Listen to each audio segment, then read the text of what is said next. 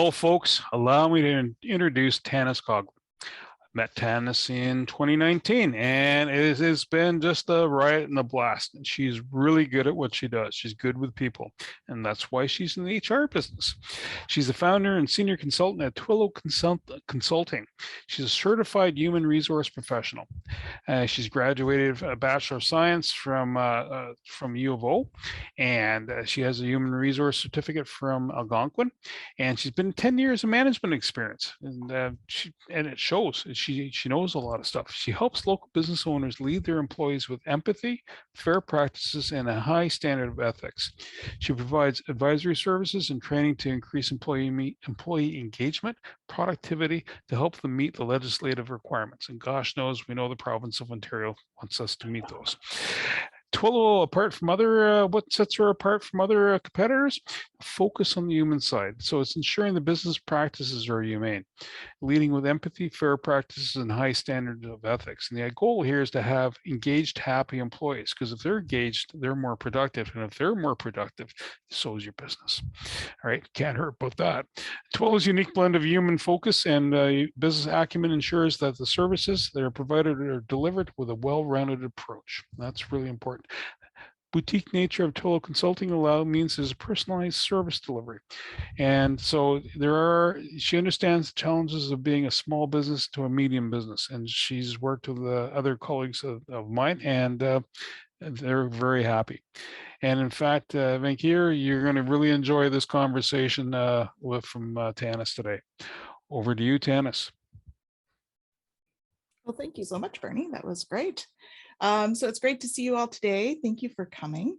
We're going to delve into employee versus contractor today. It looks like we've got some other great HR minds on the call today. So please feel free to jump in, and if there's something that you'd like to add to it, I'm happy to have that.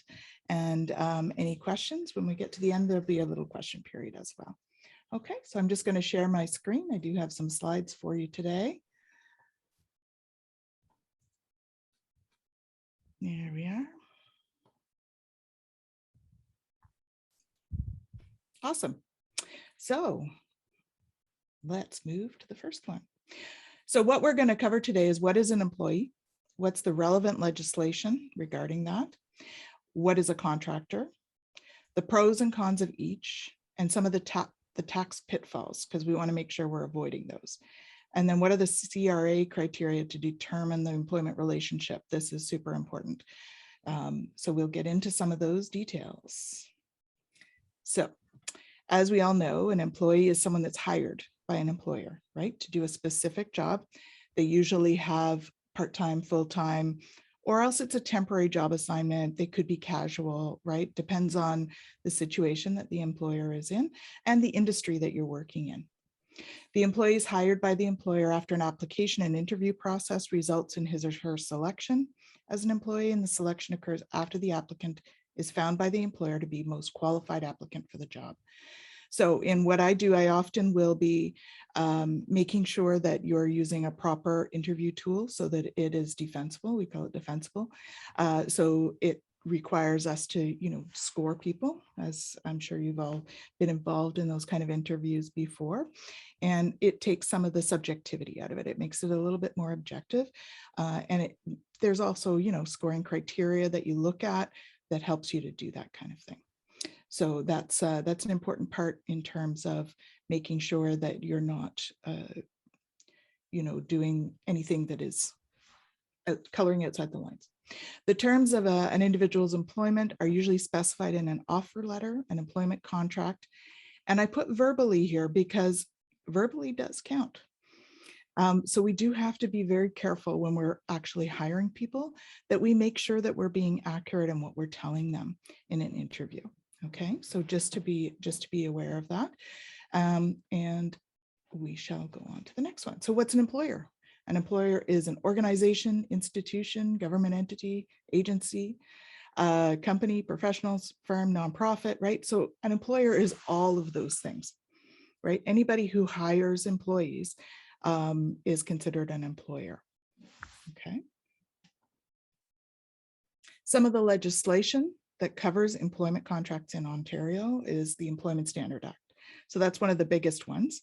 And we're going to look at a little bit, I think it's the next slide, that we're going to look at what those specific things are. Actually, not the next slide, but later on. We're also, the other one is, another big one is the Ontario Health and Safety Acts and Regulations. So that's really important. But I'm sure you've all heard of WHMIS and all of that. So that all falls under that employee Ontario Health and Safety Act. So we have some other ones too, the Accessibility for Ontarians with Disabilities Act that was brought in 2005, and the Ontario Human Rights Code. Legislation continued. So we also have employment equity. So that's looking at making sure that when we hire, everything is equal and that there's no discrimination. Pay equity means that it's making sure that all people are paid equal for the same jobs. It was focused when it was arranged for male, female, but it's making sure that all people are paid equally. Labor relations, that's only in a unionized workplace. Workers' compensation. So a lot of people you've heard of the WSIB, right? Workmen's Safety and Insurance Board. They're the ones that deal with the workmen's compensation. Employment insurance. We've got pension and benefit plans, right? So those are details about CPP and employer-sponsored benefit pension plans. There's privacy. There's privacy acts in Ontario as well, and whistleblower protection. Those are anytime you can't threaten somebody when they have brought something forward. So that's they'd be protected by the whistleblower protection. Now, the other thing that most people starting out in business wouldn't know, that there's also common law to be considered. So when you're doing things like terminations and that, it's best to speak to a lawyer about what the common law is, because this changes. Common law is actually about whatever the sort of most comparable case law, what they have awarded, right? So lawyers will look at that, and they'll look at what your situation is and advise you what they think the situation would be in that case relating to common law. So common law, an example would be like termination pay. You know, your Employment Standard Act would be like, say, a week, but common law might be 3 weeks for that, because they want to keep you out of the courts, right? So it's just things to keep in mind.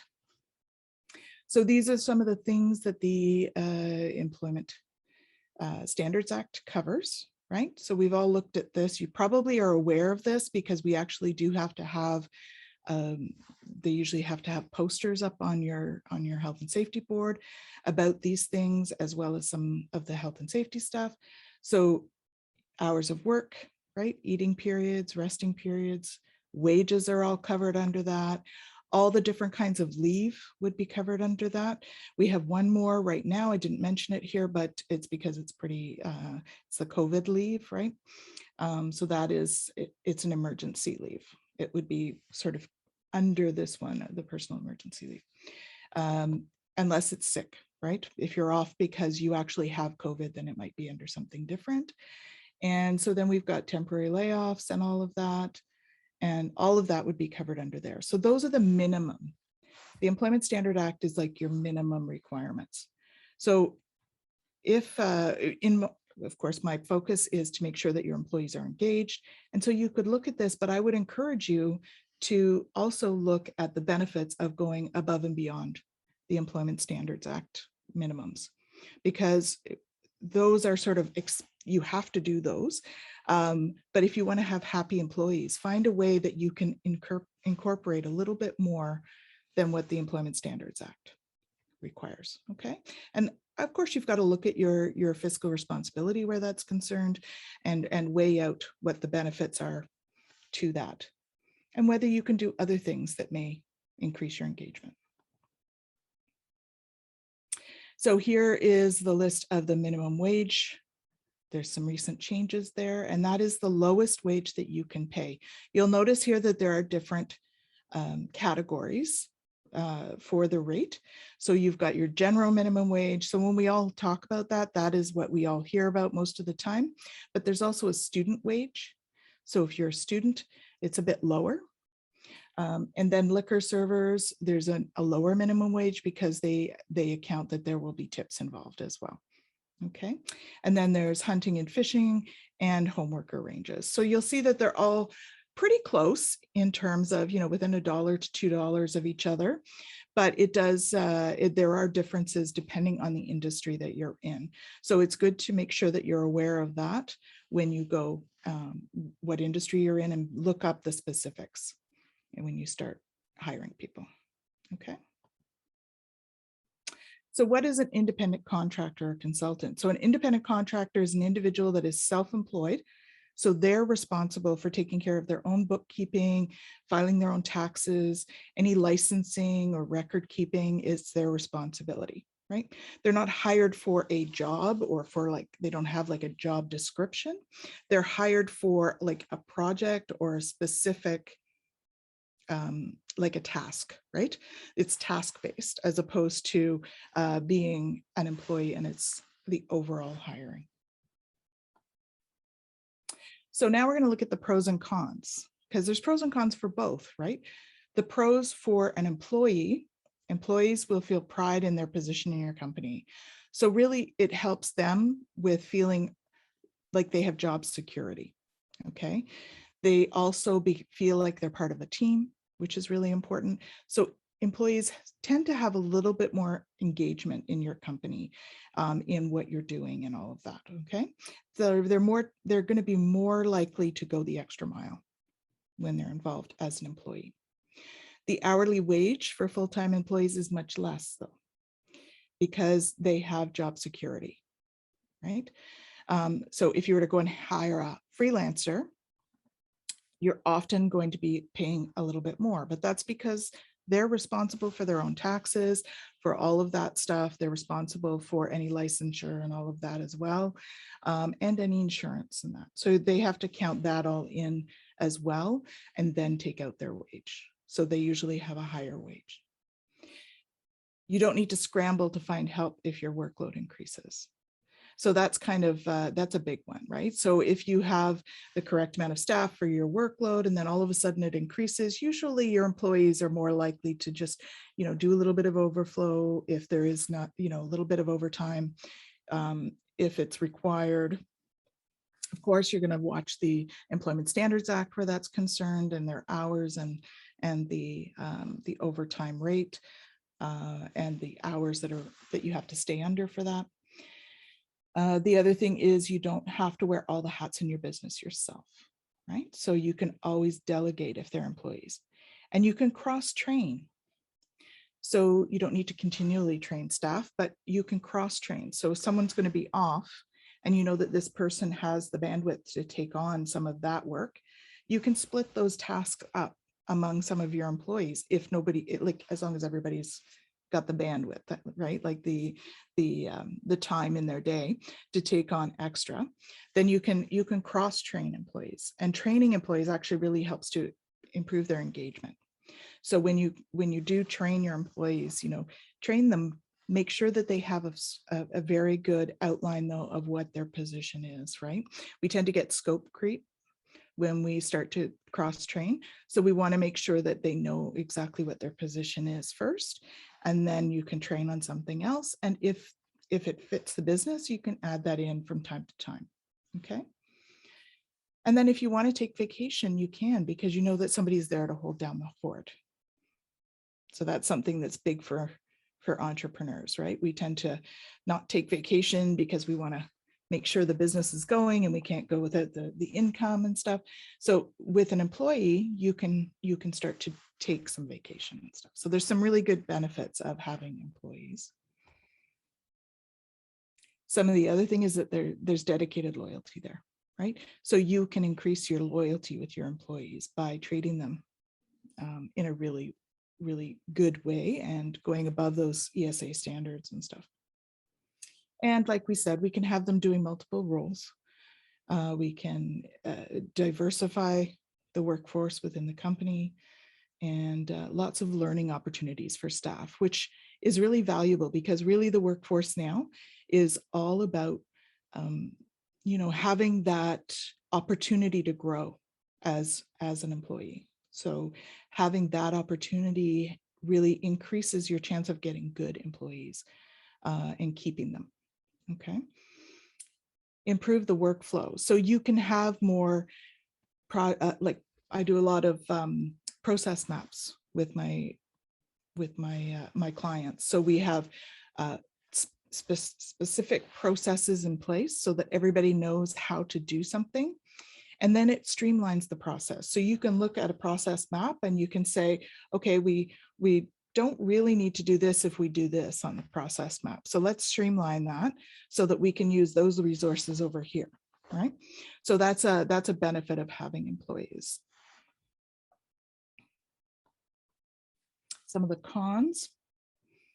Most full-time employees do expect something like benefits, right? Or added vacation pay. There is vacation pay that is mandatory. You can pay that in two ways, right? With vacation pay, you can either pay it as a percentage on each paycheck, or you can like accumulate it for the employee and give it to them when they take their time off. That will be outlined usually in their offer letter, and that would be the way that you would go about that. You'll need to pay their salaries like clockwork, right? So even if your business has a lull, you still have to pay your employees.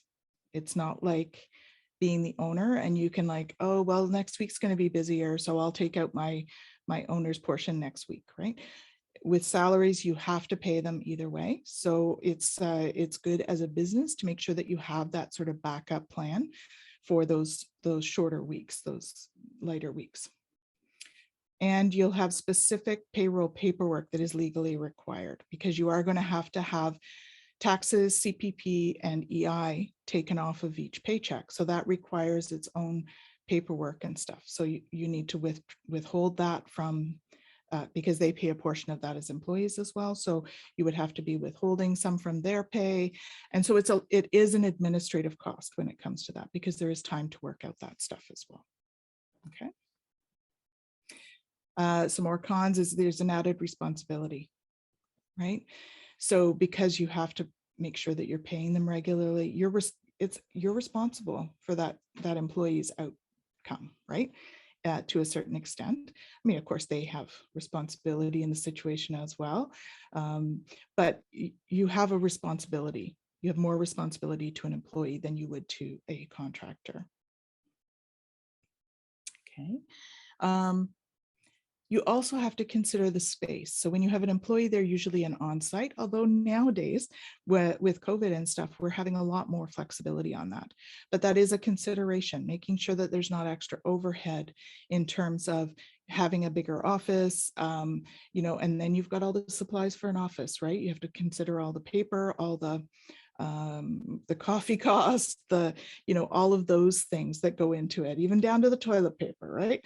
You have to consider all of those kind of costs if you've got an employee working in an office. So it's just, you have to be a little bit more cautious of all of that kind of the requirements, the resources required. And you become a manager. And so when you start to have an employee, you become a manager, and there are special things that you need to know about that. There's more health and safety training that goes along with being a supervisor and a manager, and there's more responsibility with that. Okay. And you have to manage the behavior of the employee, manage the performance of the employee. Not so, you know, behavior as long as it's within, you know, your guidelines. But becoming a manager also means being conscious of, how do I put this? Being conscious of what your processes and your policies are, right? And making sure that everybody is on the same page. You really have to have that shared vision of where you're going to make sure that you're like all going in the same direction, right? You're herding cats. You're getting everybody going in the same direction for that joint goal. And that's really important. So some of the pros of independent contractors, right? Although you'll usually pay a little bit more, you'll likely end up saving money since you don't have things like benefits and all of that. And you're not committed to a salary. So that's a little bit safer when you're first starting out because you don't have the same responsibilities. You have greater flexibility. So when you work with an independent contractor and it isn't a good match, you can end it at the end of the contract. Whereas with an employee, when it's indeterminate, you have to go through the termination process, and there's a lot of stuff that is related to that, right? You need to do the performance management part of that so that you make sure that you're covered and it's defensible. And then you're going through, there's the progressive management of that. And then going through that, the termination, there's always extra added expense with that.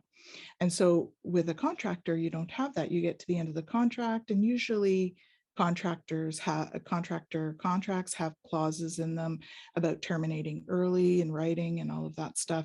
So you can do that kind of thing. There's more flexibility.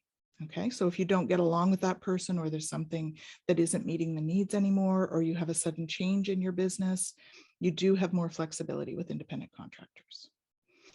You can hire the right person for the task needed, right? So you can contract to somebody that has a specialized training involved. So that means you don't need to train them as much. They're already coming with that training. So training can be expensive, and it is a cost. For employees, it's beneficial because you're going to be getting the benefits of that training. But when you're hiring a contractor, you expect them to come with the training and be able to do the position. And so that's an important thing, because you do have less cost related. They're also responsible for their own permits and professional licenses. Okay, so for like me, with my certification for HR, as a contractor, I have to pay for my own certification process and all of my continuing education credits and all of those things.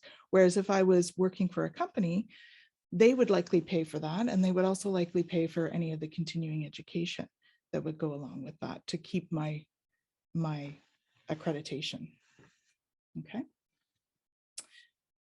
More pros, there's the reduced overhead, because usually they don't actually work in the building. Usually they come and they do their meetings and stuff, and then they go off and do their own work in their facility or in their home or whatever the case may be. Okay, so you don't have that kind of thing. And having been an office manager, there is a fair bit of stress having an office itself. Things that you might not think of, right? Dealing with the landlord and all of that stuff as well. So the reduced overhead is definitely a benefit in this case. You don't have to pay health benefits. Okay, you don't have to worry about that, and those can be quite costly when you look at employee health benefits. And then work on demand. So you can hire independent ones and you have the flexibility to hire them just for a limited amount of time. So you have a project coming and you need to hire somebody just to do that project. You can hire a contractor just for that. Okay, so there's benefits for that, because you have more control over the costs that are incurred for that project. So some of the cons, you do lose control over how they perform those tasks, right? So you give them, this is what my outcome is. And then as a contractor, you need to be able to trust them to find their way to get that end product for you. So the other thing with contractors is they can actually subcontract. If they're the ones that are on the contract, then it's their responsibility to make sure the work is good and up to par, but you don't have control over that. So if I was an employee, if I was a company owner and I hired, say, we'll just use my company as an example. So somebody hired Twillow Consulting, I could choose to have somebody else do all the admin stuff, for instance, right? It's still my responsibility to make sure I'm reading over any stuff that's going out of my office to make sure that it's good, because it does come back on me legally, but I could choose to do that. Okay. So as the employer, you would lose that kind of control over who's actually doing the work. So also they're hired for a short term. So you might not get the same worker for the next project, right? So that's a bit of a downfall too. So if you know that you do a project 4 times a year that takes 2 months to perform each time, you might want to consider having the employee instead, because you're going to get that tacit knowledge, the knowledge that they can carry that through to all the other projects as well. Whereas if you have someone new coming in each time, because if you hire them for one project, there's no guarantee they're going to be available the next time that you go to need to do that project. So that is definitely a downfall, because we do carry a lot of tacit knowledge with us regarding, how the business runs and all of that sort of thing. And there's not the same sense of company loyalty, right? They're kind of there, they're not part of the staff, they're there for one specific job, and they don't tend to be involved in like team building and all of that kind of thing very often. The other thing is they're not going to promote your brand, right? Unless they're on a specific project that would require them to have a face to the outside. So when I say that, like from example, for me, when I go out and I'm doing like a job fair, for instance, for one of my clients, I'm not going to promote Twillow Consulting. I'm going to promote the client that I'm out there for, because that's part of my contract at that time. But if I'm out at a networking thing, I'm not promoting my client, I'm going to promote me, right?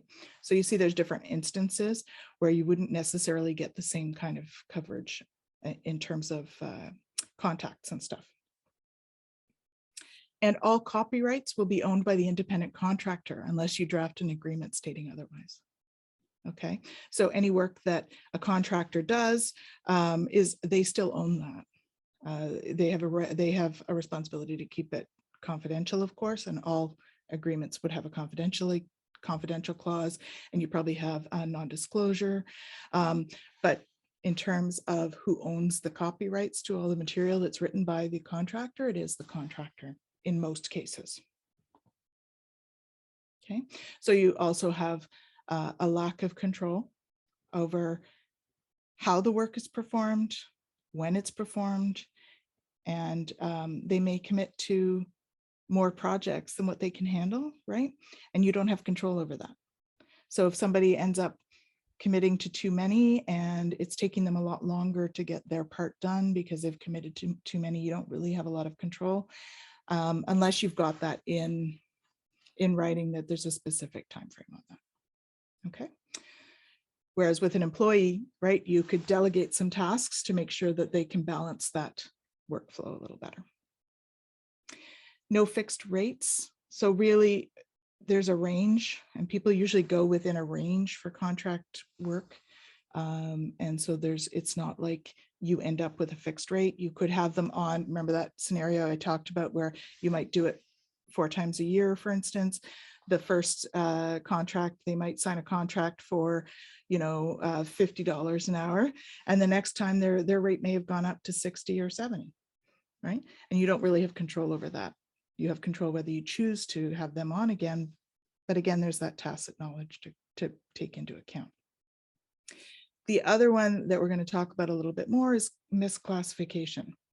So if you make an error and actually classify somebody as a contractor, but they're actually falling under the CRA requirements as an employee, you can face employment tax, interest.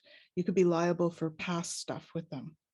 So it's really important to keep that in mind when you start to, even when you get into it, because sometimes part way through, it becomes like there's this shift in sort of the situation, right? Because you become friends with them. If it's a long-term contractor, you have to be careful to make sure that you've got all of the controls in place as well in terms of the contractor having those. So this is what we're going to talk about now, is avoiding the tax pitfalls. Okay, so independent contractors, they pay their own taxes, whereas employers will pay the taxes and stuff for their employees. And they'll end up sharing that with the government. Okay, failure to do this can result in penalties, which may include both the employer paying for both portions. So if we don't, if you're an employer and you hire a contractor, there's scope creep, you're trying to control too many of the things, and CRA deems that they are actually an employee and not a contractor, then you will actually be liable for the employee's part of the taxes as well, not just your part. Okay, so that's where you start getting into a fair bit more money. So that's why it's important to make sure that we're assessing that. So that's why I've included that in this presentation, because it's really important when you're looking at those things. So control, right? Control is the ability, authority, or right of a payer to exercise control over a worker concerning the manner in which the work is done and what work will be done. So consider the degree of control held by the payer or the degree of independence held by the worker. Okay, so we talked about that in terms of the goal or the end result that you need from the contractor is this. Well, you can't tell the worker or the contractor that they have to take this method. They might take this method, right? You don't really have control over how they're going to get there, as long as they get you this in whatever is in the contract, whether it's time or end result. Tools and equipment. So this is a big one. So consider if the worker owns and provides tools and equipment to accomplish the work. So the contractual control and responsibility for an asset in a rental or lease situation is also considered under this factor. Okay, so with an employee, you're more likely to, if they're working from home, for instance, you're more likely to give them a laptop, give them a cell phone. They're using company equipment, right? For a contractor, they're using their own stuff, right? So they're also responsible for their own privacy stuff and all of that kind of thing. And if their stuff breaks down, like that's their responsibility to get it fixed. So there's those things to consider, and that's just one other thing that they consider from CRA. So subcontracting work or hiring assistance. So I mentioned that a little bit earlier, right? So as a contractor, you have the right to hire assistants and that kind of thing, and subcontract for things if you're too busy or whatever.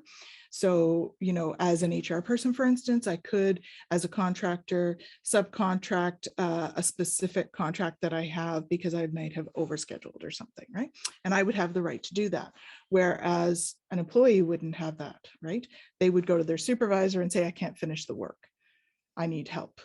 And the employer would be responsible for organizing that and making sure that's worked out. Okay. And the financial risk. So consider the degree of financial risk taken by the worker. Consider if there are any fixed ongoing costs incurred by the worker or any expenses that are not reimbursed. Okay, so example of this, cell phone, for instance. As a contractor, you're paying for your own cell phone, you're paying for your monthly payments. With the employee, you'd be paying the monthly payments for all of that, because the employee does not take on the financial risk. The employer takes on the financial risk. Whereas as a contractor, in a contractor employer relationship, the contractor is taking on the risk for that financial piece. Okay. And then responsibility for investment and management. So consider the degree of responsibility for investment and management held by the worker. Is the worker required to make any investment in order to provide the services? Okay, so as a contractor, you would invest in your own equipment, you would invest in your own licensing, that kind of investment. Whereas with an employee, they're not investing in that stuff. It's not their financial risk. It's not their responsibility to go and buy their own computer. That investment is made by the employer. Okay. And then the opportunity for profit. So an employee does not make, there's no opportunity for profit there. It's only their wage or salary that's considered. There's no, so profits being above your usual, right? So if the company's doing really well, the employee is not necessarily making more, right? They have a set rate that's set out in their offer letter, and that's their rate. Whereas if you're a contractor, they end up with the opportunity for profit because of their services that they're putting out there, right? So let's just read this because it's right out of the CRA. Consider whether the worker can realize a profit or incur a loss, as this indicates that a worker controls the business aspect of services rendered and that a business relationship likely exists. To have a chance of a profit and a risk of a loss, a worker has to have the potential, proceeds, and expenses, and one could exceed the other. It is for the most part an assessment of the degree to which the worker control his or her proceeds and expenses. So that's a big one. It's still about that control, right? Who has control over the work and how it's being done? There we go.